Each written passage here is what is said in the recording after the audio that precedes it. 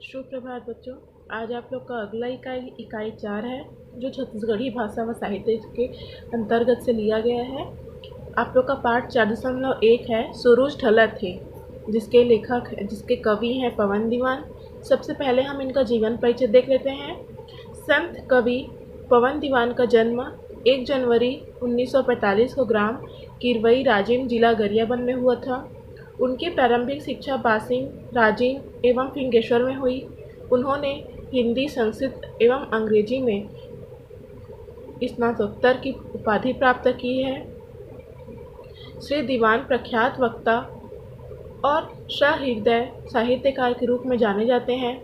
उनकी प्रमुख रचनाएं अंबर का आशीष, मेरा हर स्वर, इसका पूजन, फूल, छत्तीसगढ़ महतारी, मर मर कर जीता है मेरा देश, मेरे देश की माटी, याद आते हैं गांधी आदि हैं। आज इनका जो यह कविता है सूरज ढलत है, प्रकृति के ऊपर यह दर्शाया गया है, जो ग्रीष्म काल में सूरज की प्रचंड गर्मी का यहाँ पर वर्णन किया गया है। तो देखते हैं। टघल टघल के सूरज झरत है धरती ऊपर, डबकत गिरे पसीना, माथा छिपे छापर। इस पद्य में कवि जो सूरज की जो प्रचंड गर्मी है उसका व्याख्यान किए हैं। कवि क्या कहते हैं कि टघल टघल के सूरज, है ना, धीरे धीरे सूरज की गर्मी बढ़ती जा रही है। ग्रीष्म ऋतु का सूरज तेज किरणें धरती पर डाल रहा है, जिससे धरती क्या है, तपने लगी है। झरत है धरती ऊपर, धरती के ऊपर क्या कर रहा है, सूरज अपनी तेज गर्मी डाल रहा है। डबकत गिरे पसीना, माथा छिपी छापर, जिससे धरती तपने भी लगी है। और तपिश से क्या हो रहा है, गर्मी का कारण क्या है, लोगों का क्या है, पसीना बहुत ज़्यादा निकल रहा है। उसके माथे पर पसीनों की बूंदें छलक आई है। तीव्र गर्मी के कारण सभी लोगों का बुरा हाल हो गया है। गर्मी का प्रचंड यहाँ पर वर्णन किया गया है। आगे देखते हैं। झांझ चलत है चारों कोती, तिपगे कान झवागे चेथी, सुलगत है आँखी माँ आगी, पाँव परत है एती तेती, भरे पलपला जरे भोंभरा, पोरा फरगे गोड़ माँ, फिन गेसर ले रेंगत रेंगत पानी मिलिस पोड़ माँ।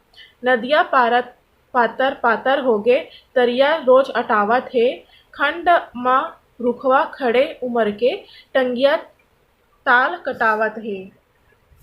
इस पद्य में कवि देखो क्या कहते हैं। झांझ चलत है चारों कोती। झांझ मतलब जो सूर्य की प्रकाश के द्वारा जो हवा को भी क्या कर दे रही है, वह गर्म कर दे रही है। तो उसको क्या कहते हैं, झांझ चलत है चारों कोती। सब तरफ क्या है, हवा चल रही है, परंतु वह हवा बहुत ही तीव्र और तेज है। तिब के कान झवागे चेथी, कान भी पूरा गर्म हो चुका है। और क्या है, जो गर्दन के जो पीछे में भी है, वह भी उसमें भी जलन होने लग रही है। सुलगत है आँखी में आगी, पाँव परत है एती तेती। गर्मी के कारण क्या है, आँख भी क्या है, गर्म के कारण क्या हो रही है, जलने लगी है, जिसके कारण पाँव भी इधर उधर क्या है, गिरने लगा है। भरे पलपला जरे भोमरा, फोरा परगे गोड़ माँ।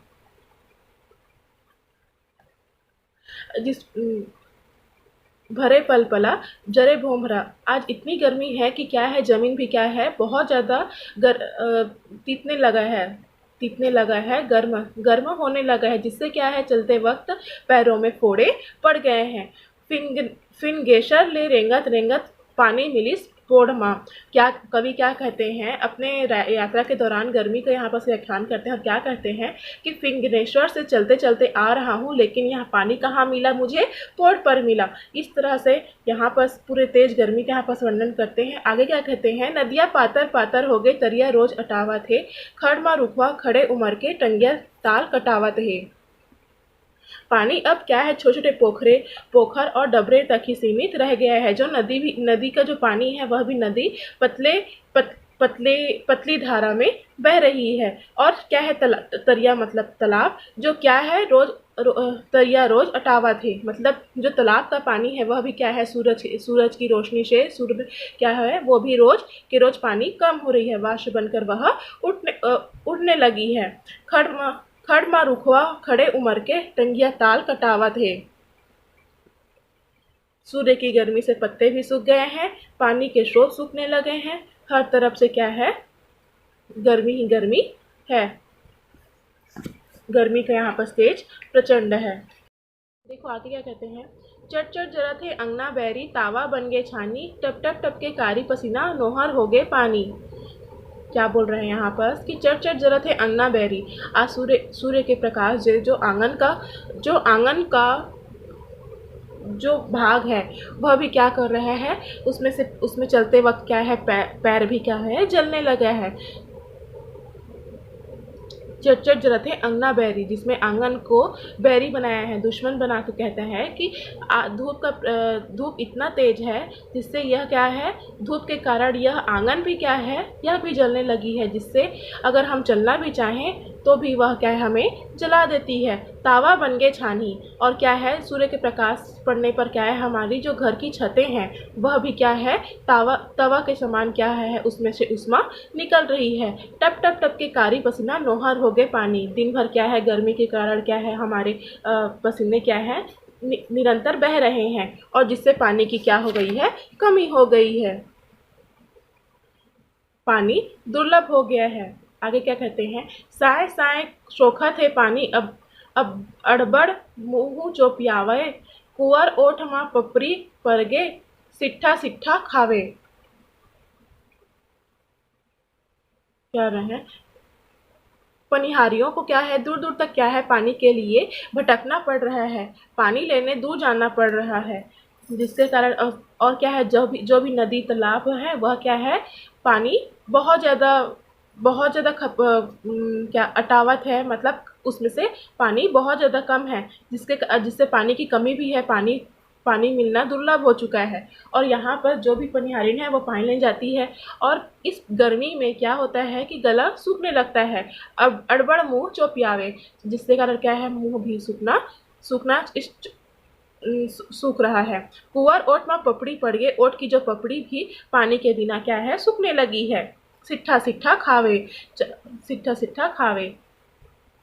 जिसके कारण क्या है किसी भी चीज़ को खाने में गर्मी के कारण स्वाद नहीं आ रही है। चारों कति फूके आगी तनमा भरगे भुर्रा, खड़े मंझनिया बैरी लागे सबके झाड़ी स्थुर्रा। चारों तरफ क्या है जो यह सूरज है आग ही बरसा रहा है, चारों कोती फूके आगी, ये जो सूरज है चारों तरफ क्या है आग ही बरसा रहा है। गर्मी के मारे सभी परेशान हो गए हैं, तन भी जलने लगा है, शरीर से भी क्या है आग निकलने लग रहा है। ये जो दोपहर का समय है वह भी हमें शत्रु की तरह लगता है, इसने गर्मी का समय सामना करना पड़ रहा है, जिससे ये जो धूप है सभी के क्या है छक्के छुड़ा दे रही है। आगे देखते हैं, डामर लक लक के टीपे है, लस लस बैठा थे, नस नस बिजली तार बने हैं, अंगरी अंगरी ऐठा थे।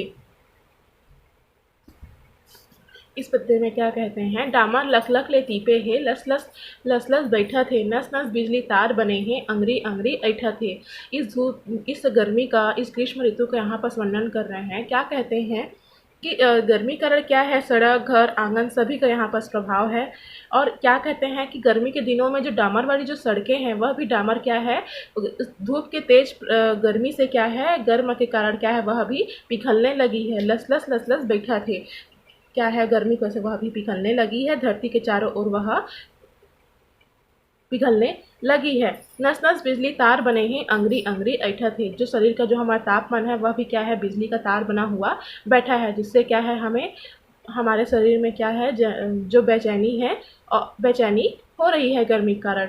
लकर लकर मैं कैसे रेंगो धकर धकर जी लागे, हकर हकर के पथरा फोरा हर हर के दिन आगे। यहाँ पर क्या कहते हैं कवि कि ग्रीष्म का प्रभाव बच्चों युवा सब पर दिखाई पड़ रहा है। गर्मी के कारण सभी का जीव व्याकुल हो गया है।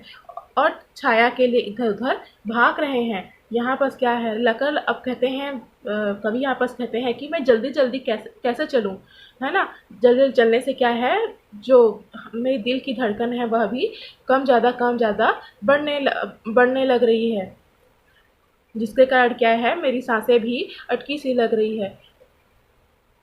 हकर हकर के पत्थर फोड़ा, हर हर के दिन आगे। यहाँ पर क्या कहते हैं कि यह तो उसके समान है जिसमें एक बार कोई मेहनती कोई आदमी जिसमें हकर हकर के, जिसमें कोई आवाज़ लगा निकाल निकाल के पत्थर पत्थर फोड़ता है और महादेव का नाम लेता है। तहर लहर तहर सबके प्राण है, केती सास उड़ियाही, बुढ़वे जब मन के दरहा मा तलफत जीव जुड़ाही। इस पद्य में क्या कहते हैं, गर्मी के कारण सभी जीव क्या है, व्याकुल है और छाया के लिए उधर उधर भाग रहे हैं।